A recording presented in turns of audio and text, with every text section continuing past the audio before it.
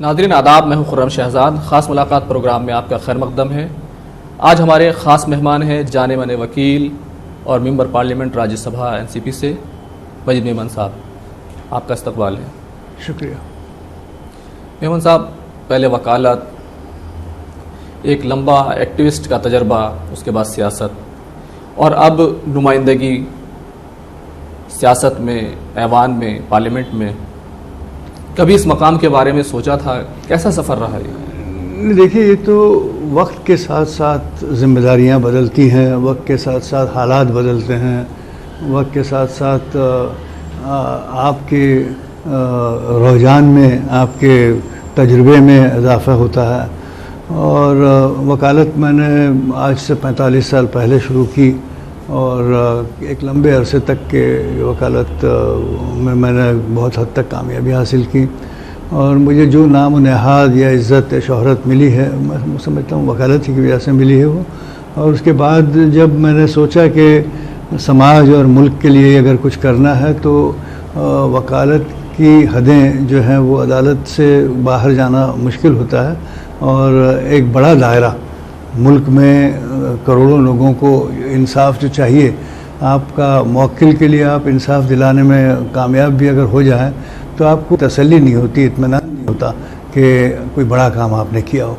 जब आप सियासत में आते हैं और सियासत में आपको कहीं नुमाइंदगी मिलती है तो जाहिर है कि आपके असरात जो हैं बहुत दूर तक जाते हैं। बचपन में स्कूल जाते थे तो क्या उस वक्त भी इस बारे में एक सोच थी कि हाँ वकील बनना है, इस फील्ड में जाना है, या साथी जो थे वो इस बारे में बात किस तरह का आपको स्टूडेंट समझते थे? नहीं, देखिए ऐसा है, जब छोटी जमातों से थे तब तो कोई वकील का ख्वाब नहीं देखा था, लेकिन जैसे जैसे आगे कदम बढ़ते गए, जैसे जैसे सीढ़ियाँ चढ़ते गए और जब कॉलेज तक पहुँचे तो फिर एक रुझान बना के वकालत एक अच्छी जिम्मेदारी होगी। हालांकि जब मैंने लॉ पास किया तो मुझे बड़ी टेम्पटिंग ऑफ़र्स मिली थी सर्विस की, यहाँ तक कि लंदन में भी जॉब मिल गया था मुझे, इंटरव्यू भी मैंने क्लियर कर दिया था। लेकिन मैंने अपने घर वालों से कहा कि साहब मुझे इसमें कोई दिलकशी नज़र नहीं आती कि मैं लंदन में जाऊँ, अच्छी सैलरी पाऊँ। घर के सब लोगों ने कहा ये अहमकाना फ़ैसला है आपका, इतनी बड़ी नौकरी आपको मिल रही है, वो भी लंदन जैसे शहर में,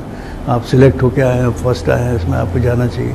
लेकिन मेरे दिल में, मेरे ज़मीर को ये था कि नहीं, मैंने तय किया मुझे वकालत करनी है। और इत्तेफाक से मैंने जब एनरोल किया महाराष्ट्र बार काउंसिल में तो उस पहले दिन से ही मैंने किसी सीनियर के साथ काम नहीं किया। बस मुझे यकीन था कि मैं खुद ब खुद कर पाऊँगा और सबसे देखते हुए आहिस्ता आहिस्ता, और पहले ही 6 महीने में वकालत में अल्हम्दुलिल्लाह इतना काफ़ी मेरे पास काम आ गया था कि मुझे जूनियर रखने पड़े और पहले साल ही में मैंने गाड़ी ख़रीद ली। तो वकालत शुरू की, लेकिन आप जो स्टूडेंट थे वो किस तरह के स्टूडेंट थे, किस तरह के परफॉर्मेंस थी क्लास में आपकी? नहीं, मैं स्टूडेंट ब्रिलियंट रहा और बल्कि मैं अपनी क्लास में अपने साथियों को ट्यूशन देता रहा, अपनी ही क्लास के लोगों को। लॉजिक होता था या इकोनॉमिक्स होता था ग्रेजुएशन से पहले, और फिर जब लॉ में आए तब भी मुझे ऐसा लगता था कि जब मैंने फर्स्ट ईयर आर्ट्स में एडमिशन लिया था तब मैंने अपने प्रोफेसर से कहा था कि मुझे एमए करने के लिए 6 साल इंतज़ार क्यों करना पड़ेगा, आप मुझे एमए के इम्तिहान में बिठा दीजिए, मैं पास हो जाऊंगा, मुझे यकीन है। उसी तरह से लॉ में भी 3 साल का कोर्स था। फर्स्ट ईयर लॉ में ही मैंने कहा कि साहब मुझे 3rd ईयर के पेपर दे दीजिए, मैं कर लूँगा 3rd ईयर का सॉल्व। उन्होंने कहा ऐसा नहीं हो सकता, यूनिवर्सिटी के रूल है, आपको कदम ब कदम आगे बढ़ना होगा। बहरहाल वो अरसा जो गुजारना था वो गुजारा गया। उसके बाद लॉ की डिग्री हासिल करते ही मैंने वकालत शुरू कर दी। ख़ानदान या अहमकाना की जो मर्ज़ी थी उसके ख़िलाफ़ जब वकालत में जाने का फ़ैसला किया, लंदन की नौकरी छोड़ दी, आज उस फैसले पर काफ़ी जो है कहना चाहिए कि एक तरह से इत्मीनान महसूस होता होगा? नहीं, अब तो देखिए हमारे ख़ानदान में ऐसा है कि मेरे 2 लड़के हैं और माशाल्लाह दोनों वकील हैं। मेरी 2 बहुएँ हैं उनकी, वो दोनों वकील हैं, वो सब लॉ ग्रेजुएट्स हैं।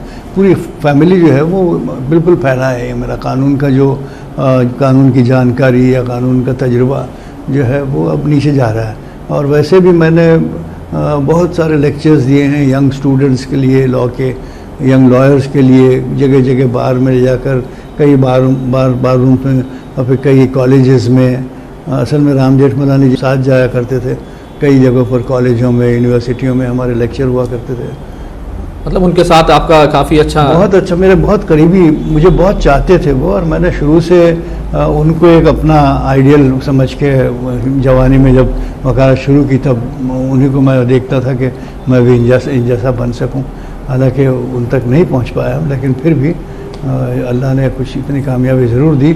मुझे मौक़े बहुत अच्छे मिले, उसके लिए मैं कुदरत का एहसानमंद हूँ कि ऐसे मौक़े वकलाओं को मिलते नहीं शायद। आमतौर पर वकला जो है वो महदूद हो जाते हैं अपनी। मुझे दुनिया के लगभग सभी मुल्कों में जाकर मुकदमा चलाने का मौका मिला। वकालत जो है काफ़ी ऐसा काम है कि जिसमें एक्टिविस्ट बहुत बड़े लेवल पर, सतह पर जो है वो भी वकील होता है, वो हो जाता है। लेकिन उसके बाद क्या सोचा कि नहीं, सियासत में जाना चाहिए, ज़रूरी है ये? नहीं, फिर एक स्टेज ऐसा आया कि आहिस्ता आहिस्ता मैंने फिर सोचा कि भाई चलिए समाज सेवा अगर करनी है और पूरी तौर पर आप मुतमईन नहीं हो पाते वकालत के ज़रिए, आपकी आवाज़ उतनी नहीं जाती जितनी यहाँ जानी चाहिए, तो उस सूरत में मैंने पार्टी ज्वाइन कर ली। और शरद पवार साहब ने बहुत ही यूँ समझिए कि कदरदानी की कि उन्होंने मुझे पार्लियामेंट के लिए मौजूद समझा, और पिछले 5 साल पार्लियामेंट में मुकम्मल कर चुका हूँ अब 6 साल में। कोई ख़ास वाक़या या कुछ ऐसी बात जिसके बाद सोचा कि नहीं, अब सियासत ही जो है वो हमारा आगे का जो रास्ता है वो सियासत हो? नहीं, देखिए, सियासत के बारे में कई हमारे साथी और अच्छे लोग और जो काफ़ी कामयाब लोग हैं इस अलग अलग फील्ड में, वो ये समझते हैं कि सियासत बुरी चीज़ है और सियासत को गलत समझा जाता है। हमारे मुल्क में एक जो परसेप्शन बना पड़ा है सियासत का, वो गलत है। यानी यूँ समझिए कि 2-3 अच्छे लोग बात करते हैं, एक दोस्त दूसरे दोस्त से बात कर रहा है, अगर वो एक उसको कुछ गलत झूठ बोल देगा तो कह रहे यार मेरे साथ सियासत मत करो। ये सियासत झूठ नहीं है और सियासत धोखा भी नहीं है। सियासत के ज़रिए, इस सियासत ही के ज़रिए बल्कि आप इस मुल्क और कौम और समाज के लिए बहुत कुछ कर सकते हैं। किस तरह की तब्दीली या बदलाव जो है आपने लाने की कोशिश की है सियासत में आने के बाद? देखिए, सियासत में आने के बाद मेरी कोशिश ये रही है कि चाहे सरकार कोई सी भी हो, चाहे हमारी हो, हमारे मुखालफैन की हो या मिलीजुली हो या जो कुछ भी हो, उससे फ़र्क नहीं पड़ता ज़्यादा। हमारा मंशा ये होना चाहिए, ख़ास तौर पर सभी मेंबर्स ऑफ पार्लियामेंट का, कि एक मुद्दा है जो मैं हमेशा जिसके लिए लड़ता हूँ कि हिंदुस्तान के 130 करोड़ लोगों में अक्सरियत गरीबों की है, जो कमज़ोर हैं, बेबस हैं, लाचार हैं, उनके पास कोई ज़राए नहीं है। खाना पीना रोटी तो बहरहाल अल्लाह किसी को सबको नवाज देता है यहाँ वहाँ से, मगर एक खुशहाल ज़िंदगी गुजारने के लिए उन लोगों की गरीबी को किस तरह कम किया जाए, अमीर और गरीब के दरमियानी फ़ैसले को कम करना सियासत में कामयाबी होगी। सियासत में आ गए, अब जिस तरह से आप सियासत में हैं, जिस नहज पर हमारी सियासत बढ़ रही है, जिस रास्ते पर जा रही है, उसको देखकर, और पुरानी सियासत क्योंकि आपने मुंबई में रहे हैं, करीब से देखा है कि किस तरह से जो आपकी पार्टी है वो वजूद में आई, अब जिस रास्ते पर जा रही है उसको देखकर क्या महसूस करते हैं? देखिए, पार्टी तो एक ज़रिया है जिसके ज़रिए आप पहुंचते हैं कहीं। पार्टी एक प्लेटफॉर्म है और उसूल जो हैं शरद पवार के, हमारी पार्टी के, वो मेरे अपने ज़ाती उसूल और ख़यालों और ख्वाबों से मुख्तलिफ नहीं हैं। इसलिए मैं यहाँ कंफर्टेबल काम कर पा रहा हूँ, क्योंकि हम ये चाहते हैं कि इंसाफ सबको मिले। इंसाफ हर एक को कैसे मिल पाएगा? 130 करोड़ में जो सबसे नीचे हैं लोग, उनकी तरफ तवज्जो होनी चाहिए। ऊपर के जो लोग हैं वो तो अपना सब ठीक कर लेंगे, और दरमियानी लोग जो हैं वो भी स्ट्रगल कर रहे हैं किसी तरह से आगे बढ़ने के लिए, लेकिन जो सबसे नीचे स्तर पर लोग हैं, और आज हमारी कौम बतौर ख़ास मुसलमान कौम जो है वो माइनॉरिटी में है, वो तालीम से महरूम है, खुशहाल ज़िंदगी नहीं गुजार सकते। मैंने आइन के आर्टिकल 21 को बहुत अहमियत दी है, जो ये कहता है कि हिंदुस्तान के हर शहरी को ज़िंदा रहने का हक़ है, ज़िंदा रहने का और आज़ादी का हक़ है। मैंने अक्सर ये पार्लियामेंट में भी बात उठाई है और कई लेक्चर्स में मैंने कहा है, और मैं चाहूँगा कि आपके माध्यम से भी ये बात जाए लोगों को, कि ज़िंदा रहने से क्या मुराद है। ज़िंदा रहना मतलब किसी दरिंदे परिंदे जानवरों की तरह से ज़िंदगी। इंसान को अगर अशरफुल मखलूक़ात कहा गया है तो जाहिर है कि इंसान की ज़िंदगी और ज़िंदगियों से अलग है। अच्छा, हम देखते हैं कि आप कोई भी बात बहुत बेबाकी से कह देते हैं। आपने खुद भी कहा कि किसी की भी सरकार हो मैं आवाज़ बुलंद करता हूँ, लेकिन कई बार इसके बाद तनाज़ा या विवाद शुरू हो जाता है, तो ये शुरू से ही आदत है? मैंने सच को सच कहने के लिए कोई कभी हिचकिचाहट महसूस नहीं की, चाहे उसके नतायज कुछ भी हों। कभी मुझे क्रिटिसाइज भी कर लिया गया, कहीं मुझ पर एक विवाद भी खड़ा कर दिया गया, लेकिन उससे बिल्कुल फ़र्क नहीं पड़ता। मैं अपने तासुरात, अपने बयानात ईमानदारी के साथ लोगों के सामने रखता हूँ, और मुझे पूरा यकीन है कि चूंकि मेरे साथ सच्चाई होती है, ट्रूथ इज़ विथ मी। फ़ायदा होता है इससे? बहुत फ़ायदा होता है ना। मैंने क्या, लोग मुझे हज़ारों लोगों के रिस्पांस आते हैं कि साहब आपने जो बात कही वो डंके की चोट पर कही, और सब साथ करते हैं। यहाँ एक ब्रेक के लिए रुक रहे हैं, कहीं जाइएगा मत, बहुत जल्द लौट कर आते हैं। ब्रेक के बाद आपका एक बार फिर खैर मकदम है। आज हमारे ख़ास मेहमान हैं मजीद मेमन साहब। मेमन साहब, सियासत की बात हो रही थी, मुल्क के जिस तरह से हालात हैं, अभी सरकार ने अपने 100 दिन पूरे किए हैं और अपना एक रिपोर्ट कार्ड भी जारी किया है। पहले नंबर पर 370 के खात्मे को रखा है, कैसे देखते? देखिए 370 जो है ना, उसमें सियासत कम होनी चाहिए और कानूनियत ज़्यादा होनी चाहिए। संविधान आइन के ज़ेर जो मामला, इतना बड़ा मामला है, इसको कोई हम एक मजाक समझ के ना उड़ा लें। और जिस अंदाज से ये 370 का बिल राज्यसभा में पेश किया गया, आपको मालूम होना चाहिए और आप शायद वाकिफ़ भी होंगे कि ये बिल गैर मामूली तौर पर लोकसभा में न पेश करते हुए पहले राज्यसभा में पेश किया गया। और राज्यसभा में जिस अंदाज से ये पेश किया गया कि जब होम मिनिस्टर ने इसे पढ़ना शुरू किया 5 अगस्त को सुबह 11:16 पर, तो उस वक्त हम में से किसी को पता ही नहीं था कि कोई ऐसा बिल है, न तो उसकी नकलें हमें दी गई थी, जो कि रिवाज है, उसूल है। हर एमपी को बिलों की कापियाँ दे दी जाती हैं प्रीवियस इवनिंग को, ताकि वो पढ़ लें, देख लें। लिस्ट ऑफ बिजनेस में दर्ज होता है, न तो कापियाँ दी गई, न तो लिस्ट ऑफ बिजनेस में दर्ज किया गया। इसको एक खुफिया तौर पर ऐसे पेश किया गया जैसे कोई डाका डालने जा रहे हैं। लेकिन सरकार की जिस तरह से दलील रही, जिस तरह से कश्मीर में मूवमेंट हो रहा था, सिक्योरिटी फोर्सेज लगाए जा रहे थे, क्या उससे एहसास तो हो ही रहा था, लेकिन इसका जो सरकार की तरफ से सबसे बड़ी दलील है, पाकिस्तान को बहुत बड़ा सबक मिला। नहीं, देखिए पाकिस्तान से, ठीक है, पाकिस्तान से हमारा कोई लेना देना नहीं है। हम अपने मुल्क में आइन के तहत अपना मुल्क चला रहे हैं, चाहे कोई भी प्रधानमंत्री हो, चाहे कोई भी होम मिनिस्टर हो, इन सब को पाबंदी है, आइन के दायरे से बाहर नहीं जा सकते। हाँ, आप एक कदम उठाने जा रहे हैं, आपको लगता है ये अच्छा कदम है। हमारा ये मानना है कि ऐसे मामले में 370 वाला मामला में एक ऐतिहासिक बड़ा ही तारीख़ी फ़ैसला आप करने जा रहे हैं, तारीख़ी कदम उठाने जा रहे हैं, तो कश्मीर के वो लोग जो उससे मुतासर होंगे, हिंदुस्तान के 130 करोड़ लोग तो खैर ही हैं, मगर जो कश्मीर के 1 करोड़ सवा करोड़ लोग इससे मुतासर होने जा रहे हैं, उनके साथ बातचीत करनी चाहिए थी, उन्हें कॉन्फिडेंस में लेना चाहिए था। उनमें से सभी सारे के सारे सेपरेटिस्ट नहीं हैं, सारे के सारे एंटी इंडिया नहीं हैं, सारे के सारे टेररिस्ट नहीं हैं। अच्छे खासे लोग वहाँ रहते हैं और पॉलिटिकल पार्टी हैं वहाँ पर जो वहाँ हुकूमतें चला रही हैं आज कई सालों से। और वहाँ पहली बात तो ये है कि जम्मू एंड कश्मीर में सरकार नदारद, और ऐसी सूरत में आप यहाँ से प्रेसिडेंट रूल में कदम ऐसा उठा रहे हैं कि जिसमें आपने कश्मीर, जम्मू एंड कश्मीर असेंबली जो वजूद में नहीं है उसको कॉन्फिडेंस में नहीं लिया, जम्मू एंड कश्मीर के लोगों को कॉन्फिडेंस में नहीं लिया। और जिस तरह से 5 अगस्त से पहले आपने इक़दाम उठाए कि लीडरों को गिरफ्तार कर लिया, मोबाइल बंद कर दिए, कर्फ्यू निफोज कर दिया, टूरिस्टों को बाहर भेज दिया, लोगों को ऐसा लगने लगा कि शायद कोई इंटेलिजेंस इंफॉर्मेशन होगी कि कहीं टेररिस्ट अटैक होने जा रहा है। उस सूरत में सब मुल्क के साथ खड़े हैं। अच्छा, इसका फ़ायदा होता हुआ दिखाई दे रहा है या नुकसान होता हुआ दिखाई दे रहा है? नहीं, देखिए फ़ायदा या नुकसान जो है ना, ये बाद की बात है। पहले ये कि क्या ये जायज़ है, कानूनी दायरे में बैठता है या नहीं, जिस अंदाज से किया गया वो सही है या नहीं, इसकी जांच सुप्रीम कोर्ट कर रहा है। क्या लगता है आपको, क्या होगा इस मामले? मुझे ऐसा लगता है कि इसमें सरकार की तरफ से गलतियाँ ज़रूर हुई हैं, जल्दबाजी हुई है, और हो सकता है कि इस फैसले को रद्द कर दिया जाए। जिस तरह से 100 दिन हुए हैं सरकार को, क्या काम कुछ हो पाया, कुछ उम्मीदों पर खरा उतरा? आपको कुछ लगता है कुछ हासिल किया, जैसे चंद्रयान 2? नहीं, देखिए अब चंद्रयान तो खैर अब बदकिस्मती से वो हम आखिरी मंजिल पर रुक गए, मगर उसके लिए हम उसकी कोई टिप्पणी नहीं करेंगे, क्योंकि ये हमारे साइंटिस्ट की खून पसीना की मेहनत है जो उस पर उन्होंने मेहनत की है। और अब वो शायद विक्रम को फिर ट्रेस किया गया है, उस पर हम कोई कमेंट नहीं करना चाहेंगे। वो हिंदुस्तान की तरक्की के लिए ठीक है, मगर इन्होंने तो 100 दिनों में जो अचीवमेंट बता रहे हैं, वो ट्रिपल तलाक बिल, वो 370 का, वो ये कोई अचीवमेंट नहीं हुआ।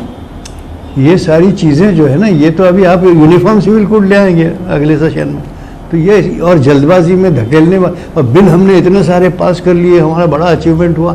मैंने इस पर पहले ही एतराज़ किया है कि जब लोकसभा के स्पीकर ने ये दावा किया कि इतिहास में एक ऐसा सेशन ये गुजरा है, पहला सेशन मोदी सरकार 2 का, कि जिसमें इतने ज़्यादा बिल पास हो गए, सबसे ज़्यादा काम हुआ। तो साहब सबसे ज़्यादा काम बिलों के नंबरों से नहीं होता, बिलों की मेरिट्स पर होता है।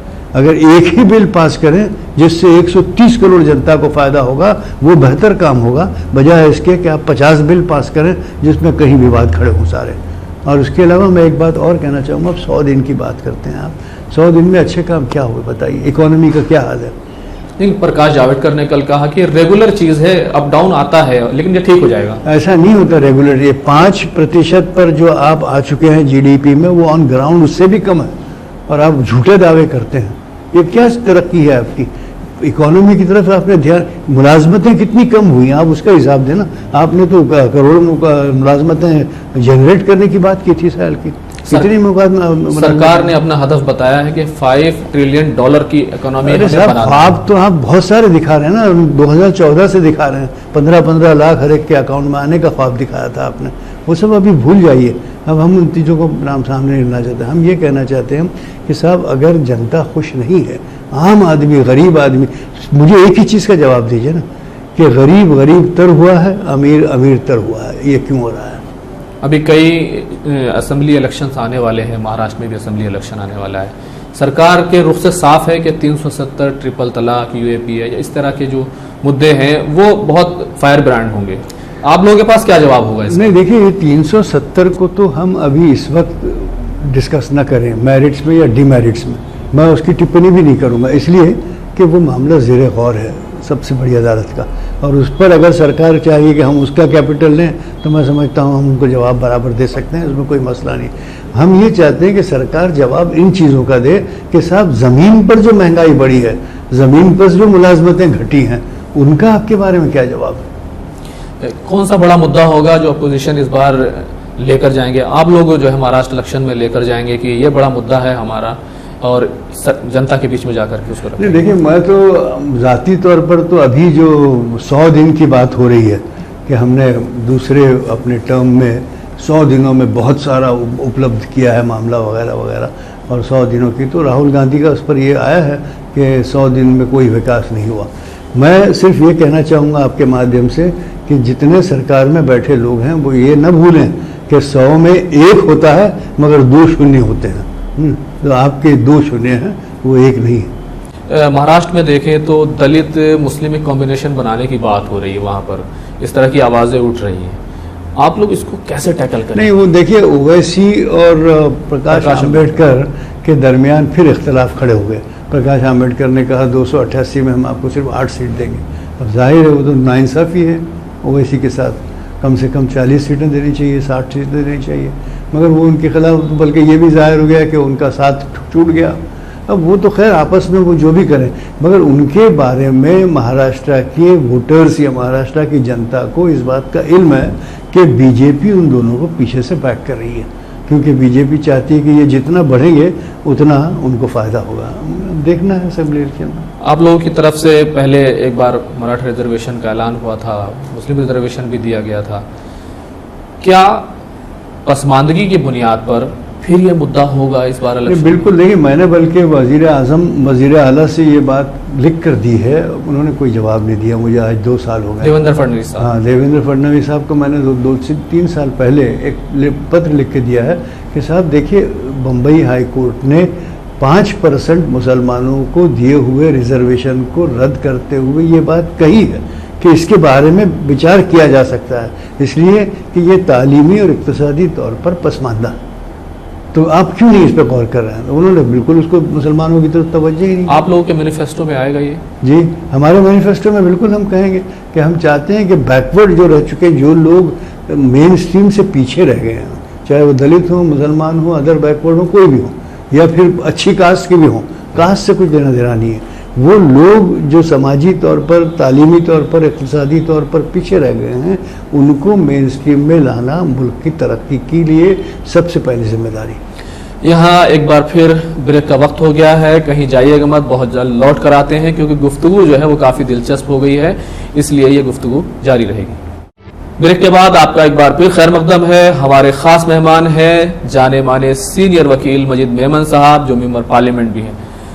मेमन साहब, महाराष्ट्र की सियासत की बात हो रही है, प्रकाश अंबेडकर ने कभी नहीं कहा कि एनसीपी के साथ इत्तेहाद करना चाहिए, बल्कि कह रहे हैं कि इत्तेहाद हो तो भी एनसीपी को अलग कर दिया जाए। ये एलर्जी क्या है? सियासी ये तो क्या प्रकाश आंबेडकर का एक जाती शरद पवार के साथ इख्तलाफ है। पर्सनल रिलेशनशिप में अगर कोई बात होती है तो उसको राजनीति में नहीं लाया जाता। आप अगर राजनीति में काम कर रहे हैं तो आप अपने लिए नहीं कर रहे हैं, जनता के लिए कर रहे हैं काम। ये न भूलें, प्रकाश आंबेडकर ये भूल चुके हैं।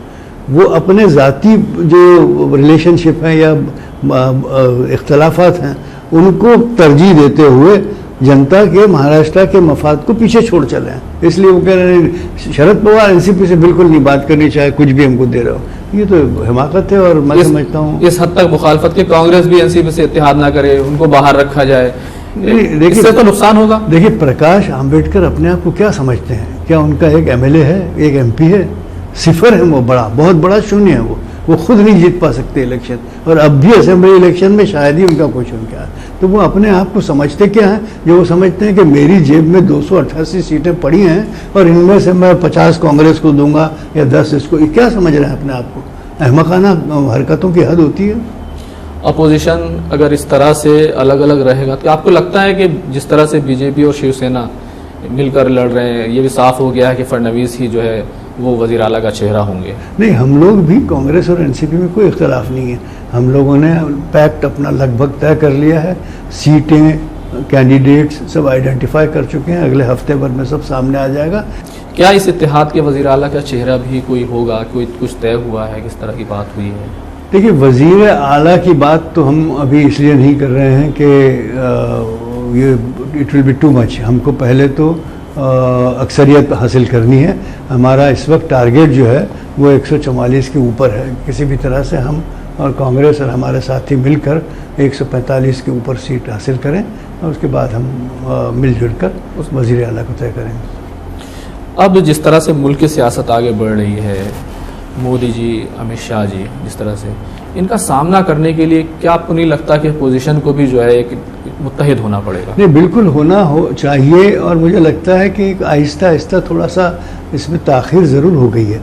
और अभी ये लोकसभा के नतीजों के बाद तो एक अलर्ट नोटिस मिल चुकी है अपोजिशन को। राहुल गांधी भी काम कर रहे हैं इस पर और शरद पवार भी काम कर रहे हैं, ममता बनर्जी भी काम कर रही है, कई ऐसे नेता हैं जो कर रहे हैं। और इंशाअल्लाह आने वाले दिनों में खुद ब खुद हिंदुस्तान की सियासत में एक ऐसी करवट ली जाएगी कि जिससे एक रुख बदल जाएगा पूरी सियासत का।